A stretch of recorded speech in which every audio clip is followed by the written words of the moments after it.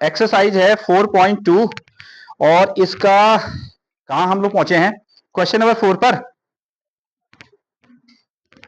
Question number है 4, क्या कहता है, इसने कहा find the two consecutive positive integers. ये बनाया था क्या हमने, find the two consecutive positive integers, positive integers, यही है ना, यही है positive integers, comma sum of whose squares, sum of whose squares is कितना 365, sum of whose squares is 365। देखिए अब क्या कह रहा है इस पर, क्या निकालने हैं।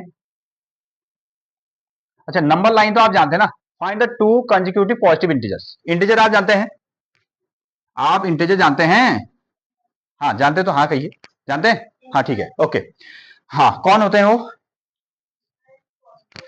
हाँ पॉजिटिव नंबर भी होते हैं और साथ में नेगेटिव नंबर भी होते हैं और जीरो भी उसमें क्या होता है, इंक्लूड होता है। तो नंबर लाइन से आप जानते हैं कि यहां की ओर आपको क्या लिखा जाता है, पॉजिटिव नंबर से लिखे जाते हैं, तो इनको हम क्या कह सकते हैं, पॉजिटिव इंटीजर। और इधर की ओर नेगेटिव नंबर लिखे जाते हैं तो इनको हम क्या कहते हैं, नेगेटिव इंटीजर्स ना। एक्चुअली जो पॉजिटिव नंबर है, जो नेगेटिव नंबर है, जो जीरो है, वो सभी कैसे हैं, इंटीजर में इंक्लूड हो गए आगे। तो लेकिन देखिए आपको find the to consecutive, consecutive का शब्द सुनिए, कंसेक्यूटिव का मतलब क्या होता है, लगातार।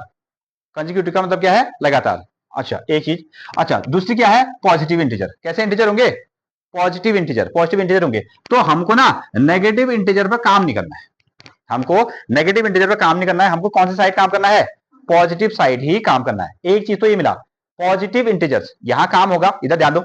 दूसरी चीज कैसा होगा, कंसेक्यूटिव, क्या मतलब हुआ इसका,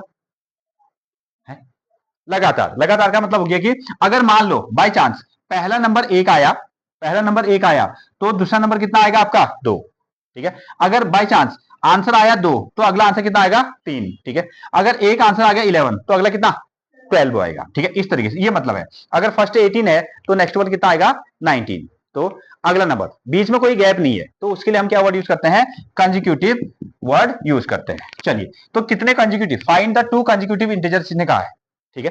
find the two consecutive positive integers, sum of whose square is this one. तो चलिए मान लेते हैं इनको कंसेक्यूटिव इंटीजर्स को। तो कितना हम मानेंगे इसमें, हाँ लेट, यहां से मानेंगे let the first consecutive positive integer,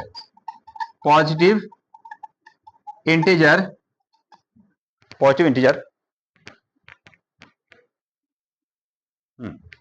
let the first consecutive positive integer is equal to कितना, x।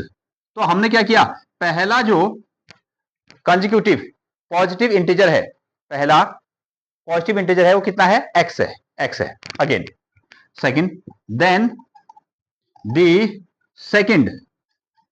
Second consecutive positive integer is equal to, अगला कितना होगा बताइए, अगला कितना होगा, y। अच्छा y भी मान सकते हो, x और y भी मान सकते हो। अच्छा देखो इधर कॉपी करना इसको, ठीक है। x और y भी ले सकते हो, x और y भी ले सकते हो, ठीक है। बाद में भी हमको वैल्यू रखनी पड़ेगी, लेकिन जैसा हमने एक ये वर्ड कहा ना, ये एक वर्ड हमने कहा कंसेक्यूटिव का मतलब क्या हुआ, लगातार। कंसेक्यूटिव का मतलब क्या हुआ, लगातार।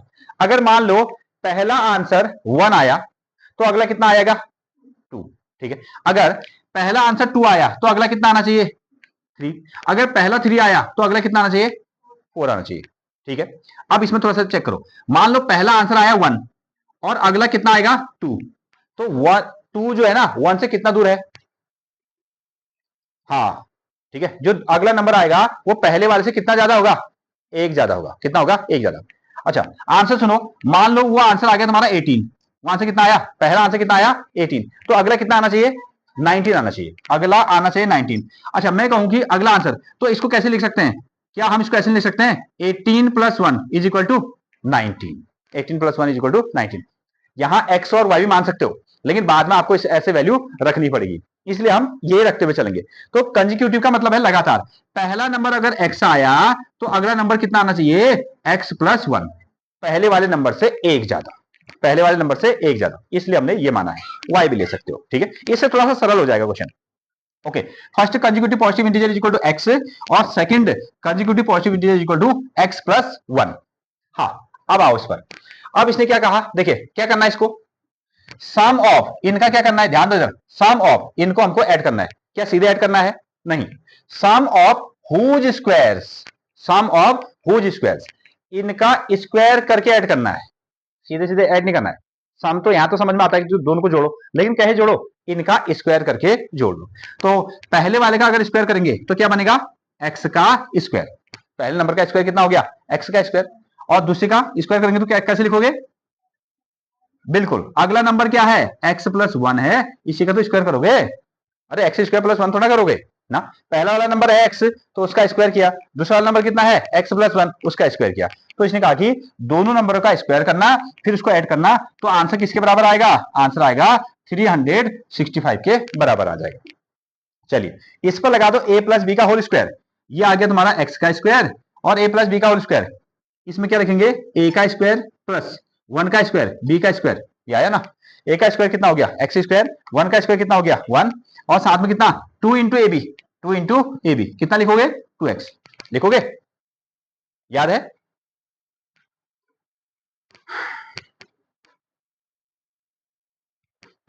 तो a प्लस बी का होल स्क्वायर के फॉर्मेट में आपने इसको लिखा तो कितना आंसर मिला आपको, x प्लस 1 का होल स्क्वायर, x का स्क्वायर प्लस 1 का स्क्वायर इंटू 2 इंटू ए इंटू बी, इस तरीके से आपको 2x मिल गया ना, 2 इंटू एक्स इंटू 1 यानी कि 2x बच गया, इज इक्वल टू कितना 360 का 5।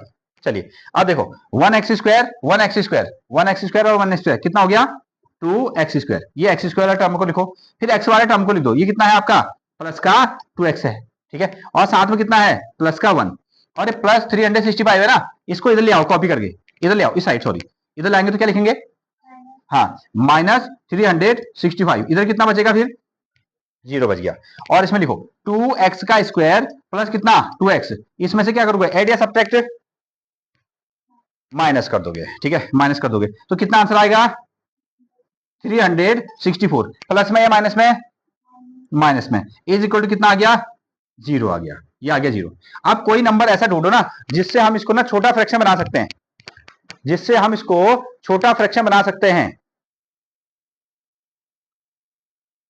देखो तो इससे छोटा फ्रैक्शन बना दिया जाए तो कितना आएगा, 2 से डिवाइड कर लो, 2 से इसको भी डिवाइड करोगे तो कितना बचेगा, कितना बचेगा एक्स स्क्वायर, इसको डिवाइड करोगे तो कितना बचेगा एक्स बचेगा, ठीक है, माइनस, और इसको 2 से डिवाइड कर दो, ठीक है, 2 से इसको डिवाइड किया तो कितना आ गया, ये आ गया 36 का हाफ 18, और 4 का हाफ कितना आ गया आपका 2 इज इक्वल टू 0, समझ पा रहे हो, ठीक है, 2 से डिवाइड कर दिया ना, 2 से हमने लेफ्ट में भी डिवाइड किया और राइट में भी डिवाइड किया, लेफ्ट में डिवाइड किया तो 2 1 जा 2, 2 1 जा 2, 2 से इसको डिवाइड किया तो कितना आ गया 182, इसको यहाँ 0 को डिवाइड किया 2 से तो कितना बच गया 0। चलिए अब इसको आपको फैक्टर करना है, इसको ना आपको फाइनली फैक्टर करना होगा,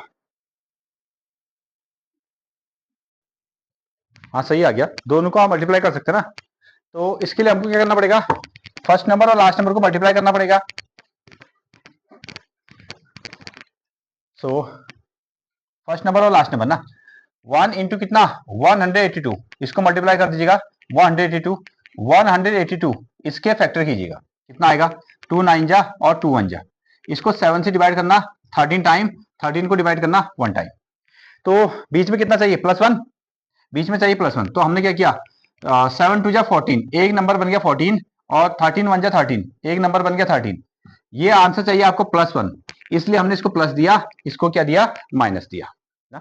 और x तो वेरिएबल है, इसके पीछे इसको आप यूज कर लो ऐसा, तो इसका मतलब क्या है कि जो आपके पास में +1x होगा उसको लिखा जाएगा 14x और minus 13x, 1x square plus कितना आएगा 14x minus 13x minus 182 is equal to 0 ना। अगर आप ना ये देखो 182 को 14 से डिवाइड करोगे तो कितना आंसर आएगा 13, और 13 से डिवाइड करोगे तो कितना आंसर आएगा 14, ठीक है, हाँ नाउ अब इसमें देखो, इसमें कॉमन ले लेते हैं, तो कॉमन कितना आया, x कॉमन आया तो x प्लस 14 बन रह गया, माइनस कितना रहेगा 13 कॉमन रहेगा, तो x माइनस कितना लिखो, सॉरी प्लस कितना लिखोगे 14 इज इक्वल टू 0, ऐसा लिख सकते हो ना। x और x कॉमन हो गया, हाँ x के जाने पर एक x बच गया, ये प्लस का प्लस और 14 का 14, ये क्लोज हो गया, माइनस 13 हमने कॉमन ले लिया, साथ में क्या बचा आपका x, और 13 से इसको डिवाइड करोगे तो कितना आएगा 14, या दोनों को मल्टीप्लाई करोगे तो 182, जैसा ये आएगा वैसे इसको भी आना चाहिए।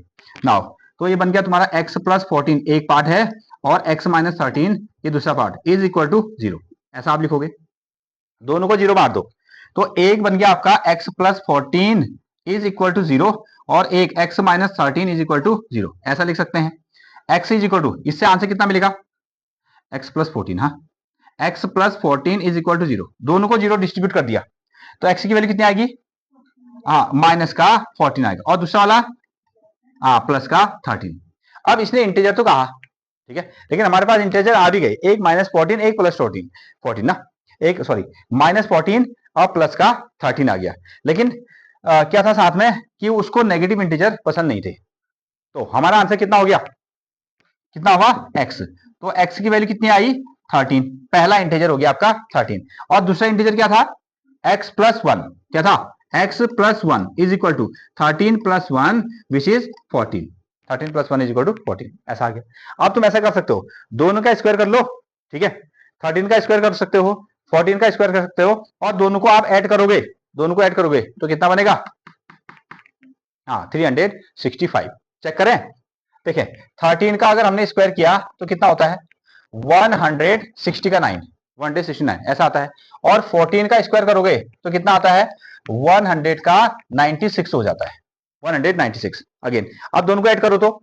9 और 6 5 आ गया, ये हो गया 10, 16 का 6 कैरी 1 1 2 3 365, यही तो कहा था, दोनों पॉजिटिव इंटीजर आएंगे, उनको उनका क्या करोगे स्क्वायर करोगे, स्क्वायर करने के बाद सम करोगे तो 365 आएगा, ऐसा।